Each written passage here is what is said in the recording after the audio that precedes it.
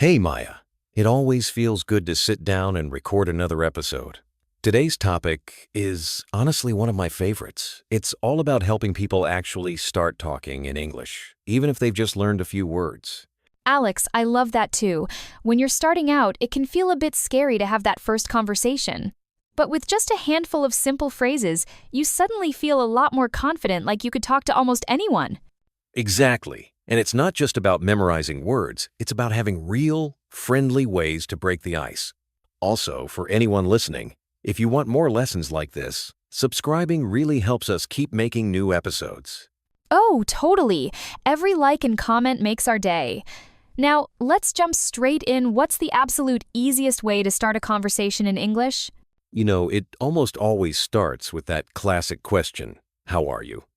I must ask and answer that a dozen times a day. Me too. It's such a safe opener. And the replies don't have to be complicated at all. Just a quick "I'm good" or "I'm okay" works for almost any situation, whether you're talking to your boss or your neighbor. It's kind of funny how those little phrases can make you sound super friendly right away. And for beginners, repeating them out loud really helps lock them in. Sometimes I even practice saying them with different feelings like happy, tired, even a little silly. It keeps things fun and makes it easier to remember for next time. That actually reminds me, one thing that trips people up is what to say after "how are you?" It's easy to freeze up, but there's a simple trick. Just ask a follow-up question. Exactly. Something like, "How was your day?" is perfect. It shows you care and it lets the other person share a little about themselves. Plus, it's super easy to answer, "My day was busy," or "My day was good." I like that you don't have to share your entire life story. Just a quick, honest answer works. For example, my day was slow. I had coffee and read. That's enough to keep things moving. And if you want, you can add one tiny detail, like what you ate or something you did. It makes your English sound more natural without making things complicated. Switching gears for a second, introducing yourself can feel awkward. But there's actually a formula that makes it simple. Hi, I'm Alex. Nice to meet you. I love that one. It's polite, it's universal, and you can use it anywhere at work, at school, even at the coffee shop. And if someone says it to you, just reply with, "Nice to meet you too."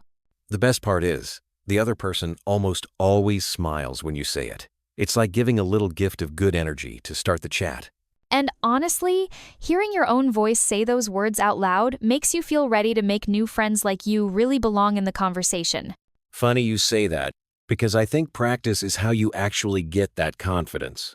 Even listening to us model a conversation can help a lot. For sure. Sometimes I suggest people pause the podcast and try saying the phrases themselves just like we did today. It might feel silly at first, but it works.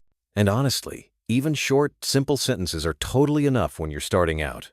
You don't need to sound perfect, just get used to talking. Keep repeating those phrases, and soon you'll be able to start real conversations at work, with classmates, or even when you travel. That progress feels amazing. Before we wrap up, let's run through the key phrases one more time. How are you? I'm good. How was your day? Hi, and of course, nice to meet you. I hope everyone at home is repeating with us. And hey, if you want a fun challenge, answer our community question. What's the first thing you do in the morning? Tell us in the comments and write it in English. I love reading everyone's answers. It's cool to see all the different routines, and it's perfect practice for using your new phrases. Keep practicing a little every day. We're cheering you on and can't wait to chat again next episode. See you soon.